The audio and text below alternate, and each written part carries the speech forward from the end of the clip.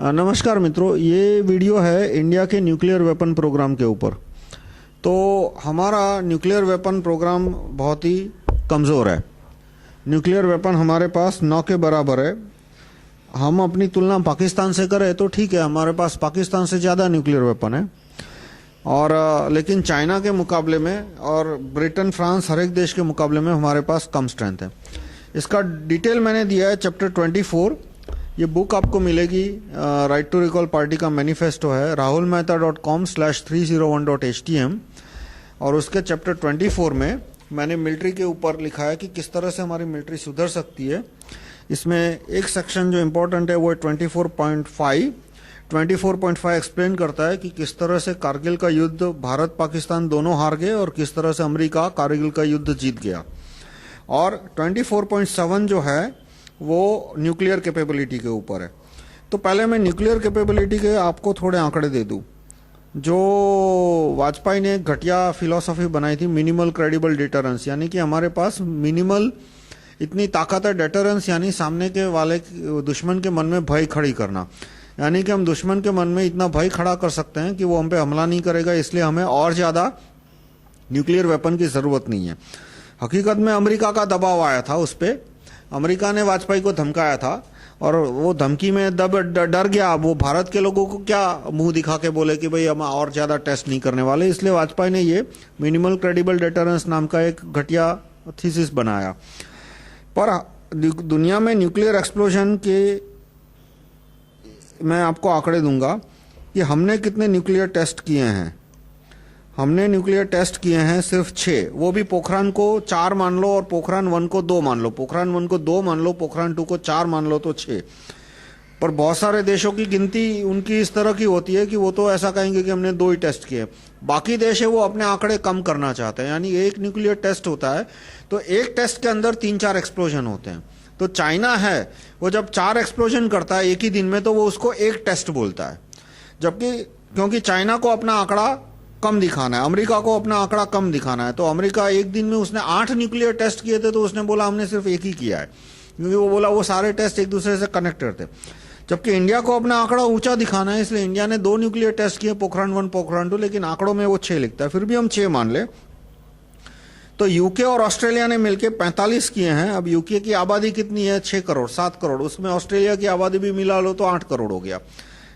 और इंडिया की आबादी कितनी है? 120 करोड़, और यूके ने 45 टेस्ट किए, हमने सिर्फ 6 टेस्ट किए। चाइना ने टोटल कितने टेस्ट किए हैं? 45।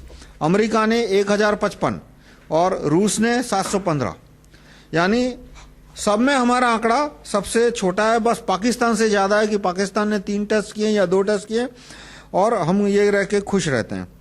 फिर असली टेस्ट आता है एटमॉस्फेरिक एक्सप्लोजन। हमने तो टेस्ट किया है न्यूक्लियर एक्सप्लोजन का जमीन के अंदर, तो जो जमीन के अंदर टेस्ट किया है वो असली टेस्ट नहीं है, क्योंकि जब हमें एक्चुअली न्यूक्लियर बम फेंकना है तो जमीन पे नहीं फेंकना है, मिसाइल पे लोड करके उसको 1000, 2000, 5000 किलोमीटर दूर कहीं जाके फोड़ना है। तो रशिया ने कितने एटमॉस्फेरिक टेस्ट किए हैं? 7, अरे सॉरी 200। अमेरिका ने कितने किए हैं? 330। चाइना ने कितने किए हैं? 22। यूके और ऑस्ट्रेलिया ने मिलकर कितने किए हैं? 8। और भारत ने कितने किए हैं? 0, एब्सोल्यूट 0, एक भी एटमॉस्फेरिक टेस्ट नहीं किया।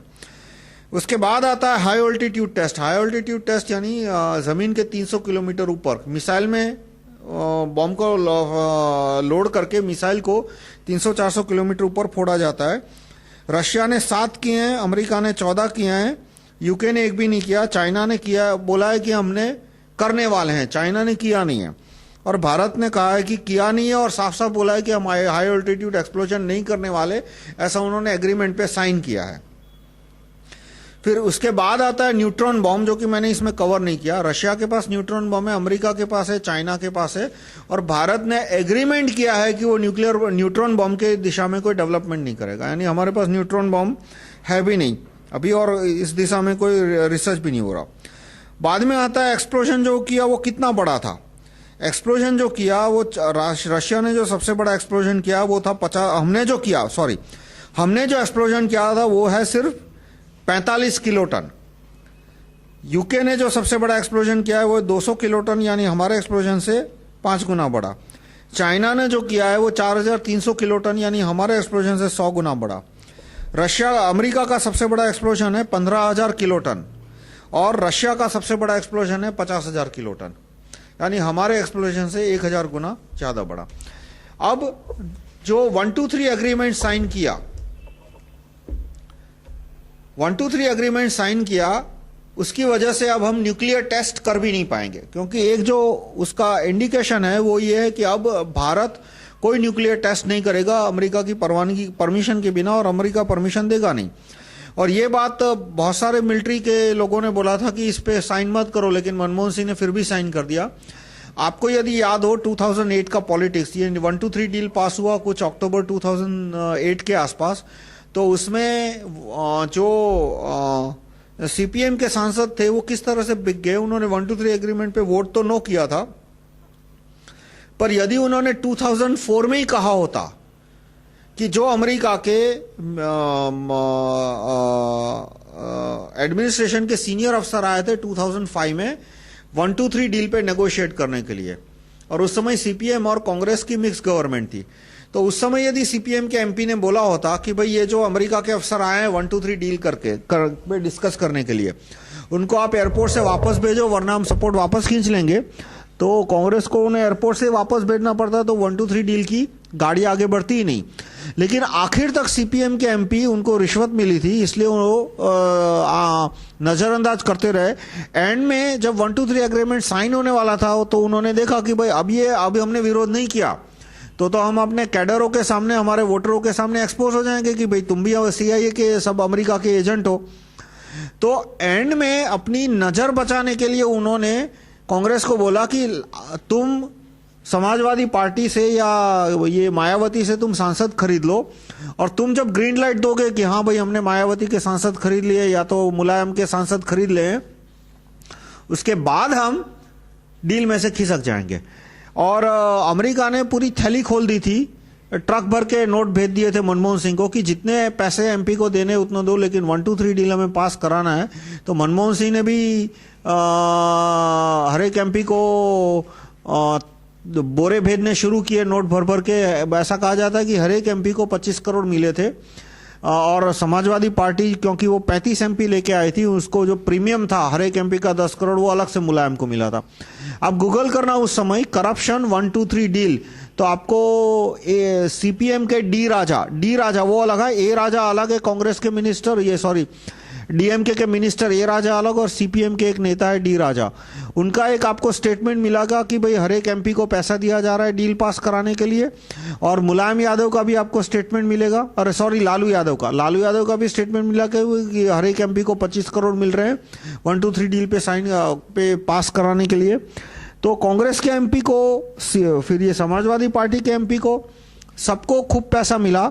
और अमेरिका का उससे पीछे गोल क्या था? एक तो ये 123 एग्रीमेंट यदि साइन हो जाता है तो भारत दोबारा टेस्ट नहीं कर सकता। दूसरा 123 एग्रीमेंट है, उसका आर्टिकल 14 का क्लॉज 4 क्या कहता है कि यदि एग्रीमेंट खत्म होता है तो भारत ने अमेरिका से जितना न्यूक्लियर मटेरियल लिया है वो सब लौटाना पड़ेगा।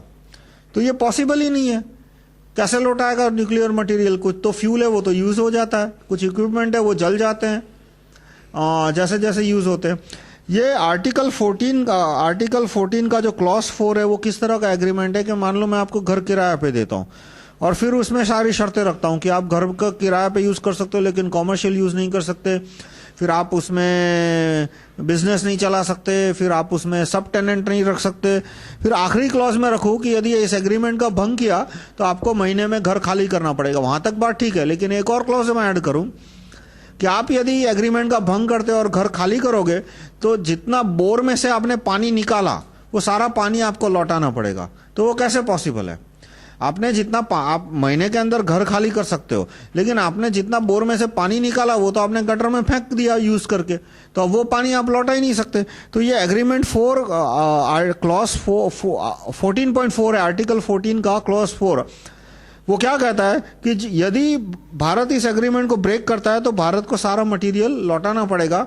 तो जो न्यूक्लियर इक्विपमेंट के स्पेयर पार्ट है वो आधे जल जाते हैं और पीरियोडिकली हर 14 दिन बाद, हर महीने बाद कुछ फेंक देने पड़ते हैं, और जो न्यूक्लियर मटेरियल है यूरेनियम पाउडर वगैरह वो तो यूज हो जाता है। तो इसका मतलब कि ये 14.4 इस तरह का क्लॉज है कि जिसको सेटिस्फाई करना पॉसिबल ही नहीं है, यानी हम इस डील को कभी तोड़ ही नहीं सकते। फिर 14.5 साफ साफ कहता है the two parties recognise that exercising the right to return will have profound implications on their relation. यानी कि हो ना हो, सारे जो भी तुमने मटेरियल खरीदा है, न्यूक्लियर मटेरियल, वो रिटर्न नहीं करोगे तो उसके बहुत गंभीर परिणाम आएंगे। यह आर्टिकल 14.4 में लिखा है और आर्टिकल 14.5 में लिखा है। तो ये साफ साफ वार्निंग है कि एक बार इस डील को साइन किया यानी आप हमेशा के लिए अमेरिका के गुलाम हो गए। तो अमेरिका क्यों 1, 2, 3 पे साइन कराना चाहता था और क्यों उसने एक एक एमपी को 25 करोड़ रुपए की रिश्वत दी, मनमोहन सिंह के थ्रू दी। इसमें कहा जाता है कि मनमोहन सिंह ट्रक लेके बाहर खड़े थे पार्लियामेंट के और ट्रक में थैले थे, बोरे थे, और जो भी एमपी आता था उसको बोरे पकड़े जाते थे कि बोल भाई तेरे को कितना चाहिए, 25 करोड़, ये ले 20 करोड़, ये ले 25 करोड़, तेरे को कितना चाहिए, ये 30 करोड़, ये ले 35 करोड़। मतलब जो एमपी ने जितना पैसा मांगा उसने 5 करोड़ ज्यादा दिया है। और पेड मीडिया ने भी उसकी बहुत तारीफ की। आप अलग अलग एक सोशियोलॉजिस्ट है आशीष नांदी करके, उन्होंने कहा कि मनमोहन सिंह ने सांसदों को रिश्वत देके जो 1, 2, 3 डील पास कराई, उसके बाद उनकी इमेज और अच्छी हो गई है कि वो एक कामयाब प्रधानमंत्री की तरह उभर के आए हैं कि देखो ये आदमी भी मैनिपुलेट कर सकता है, ये आदमी भी सांसद को खरीद सकता है, सांसदों को बेच सकता है। और ऐसा नहीं है कि बीजेपी के मिनिस्टर होते तो कोई फर्क पड़ता। 1, 2, 3 एग्रीमेंट की शुरुआत एक्चुअली वाजपेयी ने की थी। वो तो उस समय उसके पास संख्या नहीं हो पाई, और वाजपेयी जो बीजेपी के अंदर एक छोटी लॉबी है जो पेट्रियोटिक, मतलब अब छोटी हो गई है, नेशनलिस्ट लॉबी है जिसने इस गाड़ी को आगे नहीं बढ़ने दिया। वरना बीजेपी के भी अधिकतर सांसद 1, 2, 3 के फेवर में थे। आप गूगल करना तो वाजपेयी ने एंड में ये स्टेटमेंट दिया था कि 1, 2, 3 को इतनी इतनी कंडीशन के साथ सपोर्ट करना चाहिए, 1, 2, 3 को अपोज करना चाहिए, ऐसा नहीं करना है। और जो अरुण शौरी ने भी आर्टिकल लिखे, पेज भर भर के आर्टिकल लिखे 1, 2, 3 के खिलाफ, लेकिन उसने अरुण शौरी ने ये कहीं बेस डेटा नहीं दिया कि हम चीन के सामने कितने कमजोर है। इतना आर्ग्यूमेंट दिया होता कि भाई हम चीन के सामने मच्छर भी नहीं है न्यूक्लियर कैपेबिलिटी के हिसाब में, कि यदि चीन को रशिया को हाथी मान लो तो चीन एक बैल के समान है, और इस बैल और हाथी के सामने खरगोश की भी कैपेसिटी नहीं है, तो पब्लिक ओपिनियन सीधा न्यूक्लियर टेस्टिंग के फेवर में आ जाता। लेकिन आखिर तक अरुण शौरी ने चीन कितना आगे है न्यूक्लियर वेपन में, अमेरिका कितना आगे, रशिया कितना आगे है, वो डेटा उसने अपने इंडियन एक्सप्रेस के पेज भर के आर्टिकल में एक पैराग्राफ कहीं नहीं लिखा, क्योंकि वो सारे लोग थे वो 1, 2, 3 के खिलाफ पब्लिक ओपिनियन नहीं जमा करना चाहते थे। तो एक तो अमेरिका का ये ध्येय था कि भारत आगे न्यूक्लियर टेस्टिंग न कर सके, दूसरा मतलब भारत का न्यूक्लियर वेपन प्रोग्राम है वो स्थगित हो जाए, दूसरा कि भारत में थोरियम की टेक्नोलॉजी आगे न बढ़ सके। ये 2 वजह से ही CIA ने होमी जहांगीर भाभा की हत्या करवाई थी, क्योंकि होमी जहांगीर भाभा खुद मानते थे कि भारत एक न्यूक्लियर वेपन कंट्री बनना चाहिए, और वो कहते थे कि भारत में यदि यूरेनियम कम है तो भारत को यूरेनियम की जरूरत भी नहीं है, कि थोरियम भारत में पर्याप्त है, और थोरियम के द्वारा बिजली भी बनाई सकती है, और थोरियम के द्वारा वेपन ग्रेड यूरेनियम भी बनाया जा सकता है। लेकिन होमी भाभी जहांगीर भाभा को जवाहरलाल गाजी ने कभी आगे नहीं बढ़ने दिया, और बाद में उन्होंने और ज्यादा लॉबिंग की, और उसकी वजह से बाद में फिर CIA ने उनकी हत्या कराई। पर अब उसके बाद जो लाल बहादुर शास्त्री इस मुद्दे पे कुछ कर नहीं पाए, क्योंकि वो जैसे आए उसके तुरंत बाद पाकिस्तान के साथ युद्ध हुआ था और भारत की खेती की स्थिति बहुत खराब थी। तो कुछ समय भारत अनाज के लिए अमेरिका पे डिपेंडेंट था, तो वो फैक्टर उन्होंने दूर कर दिया ग्रीन रेवोल्यूशन के द्वारा। तो पर बाद में यदि वो कुछ और दिन रहे होते लाल बहादुर शास्त्री, तो उन्होंने भी एटम बम बनाने की दिशा में कुछ कदम लिए होते, लेकिन उनको समय नहीं मिला। लेकिन देवी इंदिरा अम्मा ने बड़े पैमाने पे एटॉमिक प्रोग्राम को आगे बढ़ाया, और फिर 74 में पोखरान 1 किया, जिसके द्वारा भारत एक अणु शक्ति के रूप में उभर आया।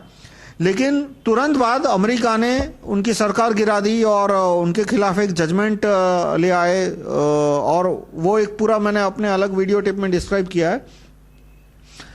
पर उसके बाद 1984 में पोखरान 2 हो जाता, लेकिन देवी इंदिरा अम्मा की हत्या करवा दी CIA ने, और उसकी वजह से वो पूरा प्रोग्राम है वो 14 साल तक स्थगित रह गया। वाजपेयी के लिए फेवर में इतना कहना पड़ेगा कि उन्होंने सेकंड एक्सप्लोजन पोखरण 2 करवाया। उनका कंट्रीब्यूशन इतना ही है कि उन्होंने बटन दबाया, बाकी उनका कंट्रीब्यूशन नहीं है। पोखरण 2 सारा का सारा है वो 1984 में ही रेडी स्टेट में था, लेकिन बाद में राजीव गांधी की हिम्मत नहीं हुई, नरसिम्हा राव की हिम्मत नहीं हुई, किसी प्रधानमंत्री की हिम्मत नहीं हुई कि बटन दबाए, और वाजपेयी ने बटन दबाया जो कि तारीफ काबिल है, और उसके द्वारा पोखरण 2 हुआ। लेकिन बाद में अमेरिका ने उनको दबा दिया इकोनॉमिक सैंक्शन से, और कारगिल के द्वारा और उन पे दबाव आया, और उसके बाद वाजपेयी की हिम्मत खत्म हो गई और उन्होंने न्यूक्लियर वेपन प्रोग्राम को आगे नहीं बढ़ाया। अब 3-4 इश्यू और जो साथ आते हैं, वो उसमें एक आता है मिनिमल क्रेडिबल डेटरेंस, यानी कि हमारे पास इतना न्यूक्लियर बम है कि कोई देश हम पे हमला करने की हिम्मत नहीं करेगा। वो एक बकवास है। क्या मिनिमल होता है, क्या क्रेडिबल होता है, वो तो सामने वाले पे डिपेंड करता है।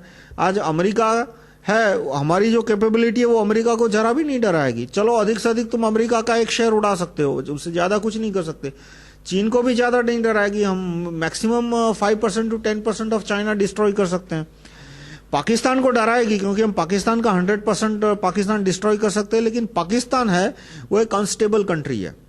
अनस्टेबल यानी कि यदि चीन है वो बड़े पैमाने पे पैसा देता है पाकिस्तान की मिलिट्री को और सेफ्टी देता है, या तो अमेरिका है वो यदि पाकिस्तान के जनरलों को कहता है कि तुम भारत पे धावा बोल दो और तुम्हारे पूरे फैमिली को हम ग्रीन कार्ड दे देंगे, तुमको भी ग्रीन कार्ड दे देंगे, और पाकिस्तान यदि डूब जाता है तो तुम्हें कुछ नहीं होगा, तुम आके अमेरिका में बस जाना।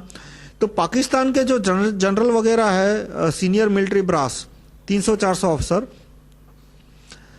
वो इतने गए गुजरे हैं कि वो सोचेंगे कि भाई पाकिस्तान यदि पूरा डूबता है, पाकिस्तान यदि पूरा जल के खाक हो जाता है तो होने दो, हमको इतना पैसा मिल रहा है, भारत पे धावा बोल दो। तो वो जब भारत पे अटैक करेंगे और यदि चीन उनको पूरे पूरे हथियार देता है तो फिर हमारे न्यूक्लियर बम धरे के धरे रह जाएंगे। मतलब कि क्या हम में ये कैपेबिलिटी और हिम्मत, दोनों, हिम्मत की बात नहीं होती, साइकोलॉजिकल फैक्टर नहीं होता, क्या हमारी पोजीशन है कि हम पाकिस्तान पे फर्स्ट यूज करें। फर्स्ट यूज करने की कैपेबिलिटी क्यों नहीं है? क्योंकि हमने यदि पाकिस्तान पे फर्स्ट यूज किया तो चीन को पाकिस्तान को अनलिमिटेड न्यूक्लियर वेपन देने का बहाना मिल जाएगा, और फिर हम पाकिस्तान को पूरा जला के खाक कर दे, पाकिस्तान भारत को आधा या पूरा जला के खाक कर दे, या 1/4 जला के खाक कर दे, उसमें चीन का तो फायदा ही फायदा है ना। चीन को क्या नुकसान गया? चीन भारत पे न्यूक्लियर अटैक नहीं करेगा क्योंकि चीन है वो भारत को पूरा जला सकता है, भारत है वो चीन को 10-20% जला सकता है। लेकिन एंड में चीन को मिला क्या? चीन यदि 20% खत्म हो जाता है तो वो बहुत अनएक्सेप्टेबल लॉस हो गया। लेकिन यदि पाकिस्तान और भारत एक दूसरे को जला देते हैं तो वो चाइना के लिए एक्सेप्टेबल लॉस, यानी चाइना को लॉस गया ही नहीं, चाइना को 2 कौड़ी का लॉस नहीं गया। उसने जो हथियार बेचे वो तो पैसे लेके दिए, और थोड़े बहुत हथियार चलो फ्री में देने पड़े, लेकिन पूरा भारत यदि खत्म हो जाता है या आधा भारत भी खत्म हो जाता है तो चीन को इतना ज्यादा फायदा हो गया कि उसको हथियार बेचने का जो खर्चा आया वो उसको प्रॉफिट, ओवरऑल प्रॉफिट हुआ। यानी भारत पाकिस्तान के बीच न्यूक्लियर वॉर क्यों पॉसिबल है?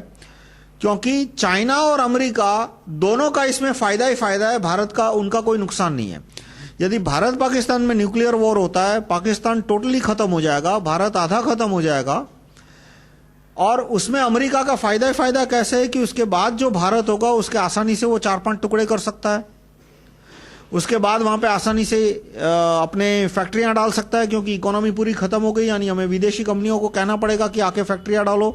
आसानी से वो ईसाई धर्म में कन्वर्ट कर सकता है, क्योंकि इतनी गरीबी हो जाएगी, यदि भारत पाकिस्तान के बीच न्यूक्लियर वॉर हो जाता है तो इतनी गरीबी हो जाएगी कि कन्वर्जन आसान हो जाएगा। तो अमेरिका के जो 3 ध्येय है कि भारत के पूरे मिनरल माइंस टेक ओवर करना, भारत का मैथ साइंस एजुकेशन करना खत्म करना, भारत में मिलिट्री डोमिनेंस रखना, और भारत में ईसाई धर्म फैलाना, वो चारों ध्येय उसके भारत पाकिस्तान का न्यूक्लियर वॉर होता है तो उसको वो आसानी से उसको गोल को मीट कर सकता है।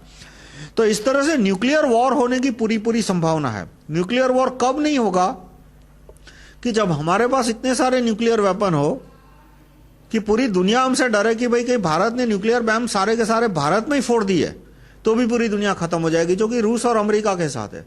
रूस के पास इतने न्यूक्लियर बम है कि यदि उसने न्यूक्लियर बम सारे के सारे रूस के अंदर ही भी फोड़ दिए तो भी पूरी दुनिया खत्म हो जाएगी। इसलिए पूरी दुनिया है, मतलब अमेरिका है, वो रूस पे सीधा आक्रमण करने से डरता है। कुछ भी हो जाए, लेकिन अमेरिका ने रूस पे सीधा आक्रमण करने की हिम्मत नहीं की।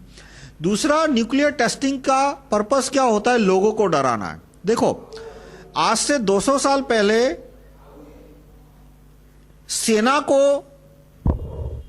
सेना से डराने की जरूरत होती थी, सेना से डराने की जरूरत होती थी, लोगों को डराने की जरूरत नहीं होती थी।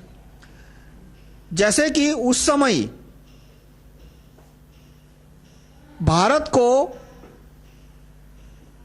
आज से 200 साल पहले एक सेना दूसरी सेना से डरे बहुत था, एक राजा दूसरे राजा से डरे बहुत था। लोगों को डराने की जरूरत नहीं थी। लेकिन अभी डेमोक्रेसी की वजह से डेमोगैग यानी कुछ भी उठपटांग बोल के यदि वो पावर पे आ गया तो इसके लिए लोगों को डराने की जरूरत रहती है। मैं आपको एक एग्जांपल दूं। रशिया ने 1956 में 50 मेगा टन का एक्सप्लोजन किया। वो एक्सप्लोजन इतना भारी था कि उससे 1000 मील दूर स्वीडन, 500,000 मील दूर स्वीडन का तटीय प्रदेश था, वहां पे जो घर थे उसके शीशे टूट गए। फिर उसके बाद जब डिटेल आया तो देखा कि वो बम इतना भारी था कि उसको मिसाइल पे लोड नहीं किया जा सकता। उस समय 1956 की बात कर रहा हूं। वो बम इतना भारी था कि यदि उसको प्लेन पे लोड किया होता और वो रूस से टेक ऑफ करता या पोलैंड से टेक ऑफ करता तो वो जर्मनी भी क्रॉस नहीं कर सकता। मैं 1956 के प्लेन की बात करता हूं। यानी कि वो बम डिलीवरेबल था ही नहीं किसी भी एंगल से। न उसको मिसाइल पे लोड कर सकते थे, न उसको प्लेन में डाल के ब्रिटेन तक या फ्रांस तक पहुंचा सकते थे। तो रशिया ने ऐसे बम को बनाया क्यों और ऐसे बम को एक्सप्लोड किया क्यों किया जिसकी कोई स्ट्रेटेजिक वैल्यू या डिलीवरेबल वेपन की तरह उसकी कोई वैल्यू नहीं है। उसका मकसद था उनका कि अमेरिका की पब्लिक को धमकाना। अमेरिका की पब्लिक को धमकाना क्यों? क्योंकि उस समय अमेरिका में मैकार्टी और इस तरह के बहुत नेता आ गए थे। वो नेता कहते थे कि ये स्लाविक लोग तो बहुत बेवकूफ लोग होते हैं। रशिया की जो प्रजा है उसको स्लाविक कहते हैं। अभी थोड़ा रेसिज्म खत्म हुआ, लेकिन जो एंग्लो सेक्शन है, एंग्लो सेक्शन यानी ब्रिटेन और जर्मनी से आने वाले लोग, वो अपने आप को रेशियली सुपीरियर मानते हैं। वो स्लाव को अलग रेस मानते हैं और वो सोचते हैं कि ये जो स्लाविक रेस है वो बेवकूफ लोग हैं, उनको तो हम आसानी से हरा सकते हैं, आसानी से हम उन्हें गुलाम बना सकते हैं। हिटलर का जो जर्मनी था वो भी ये स्लाव प्रजा को गुलाम बनाना चाहता था। तो वहां अमेरिका के कुछ नेता थे, वो रोज रोज इस तरह के भाषण देते कि रूस क्या चीज है, बम फेंको एटम बम, हमारे पास एक एटम बम है, हमने जापान के 2 शहर जला दिए, रूस के सारे शहर जला देंगे। तो रूस को हुआ कि इस तरह से यदि 2-4 लोग आ गए और अमेरिका के प्रेसिडेंट बन गए तो हो सकता है एटॉमिक वॉर सचमुच शुरू हो जाए। इसलिए अमेरिका की प्रजा को धमकाना है कि तुम ये एटॉमिक वॉर विथ रशिया का ख्याल दिमाग में से निकाल दो। इसलिए उन्होंने 50 मेगाटन का बम फोड़ा और वो बम फोड़ा तो दूसरे दिन सारे अमेरिका के अखबारों में आया कि बम की ताकत कितनी है। तो उन्होंने देखा कि भाई ये बम यदि अमेरिका में कहीं पे गिरेगा तो 15 किलोमीटर दूर के एरिया में तो सारा वो सब कुछ वेपोराइज हो जाएगा। वेपोराइज जलेगा नहीं, पूरा का पूरा वेपोराइज हो जाएगा। उसके बाद 50 किलोमीटर तक कोई आदमी जिंदा नहीं बचेगा। और फिर रशिया ने बताया कि भी इस तरह से हम 50 बम और बना सकते हैं। यानी कि भारत और यानी कि अमेरिका और रशिया के बीच युद्ध हुआ है और अमेरिका ने यदि न्यूक्लियर वॉर की सोची तो हम रशिया पे या यूरोप पे, फ्रांस, ब्रिटेन वगैरह पे इस तरह के 20-25 बम फेंकेंगे तो हर जगह 15-15 किलोमीटर के गड्ढे हो जाएंगे। तो वो 50 मेगाटन के बम के धमाका हो, उसके बाद अमेरिका की प्रजा ने